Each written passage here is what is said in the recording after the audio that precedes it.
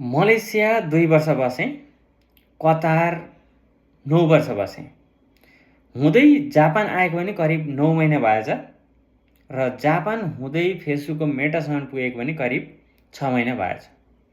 यी सबै कम्पनीमा काम गरिरहँदाखेरि सबैभन्दा छिटो स्यालेरी दिने उत्कृष्ट कम्पनी चाहिँ अहिलेसम्मकै कम्पनीमध्ये कतार परेछ साथीहरू।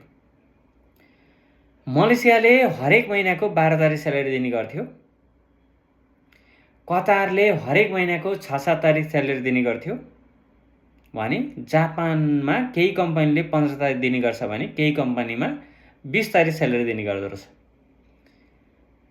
र सबैभन्दा ढिलो स्यालेरी दिने फेसबुकको मेटाले चाहिँ हरेक महिनाको 24 तारिक स्यालेरी दिँदो रहेछ। त्यसैले अहिलेसम्मकै सबैभन्दा छिटो स्यालेरी दिने उत्कृष्ट कम्पनी चाहिँ कतार। तर यसरी बोलेकै भरमा सजिलो तरिकाले पैसा कमाउने कम्पनी चाहिँ फेसबुक है साथीहरू। फेसबुक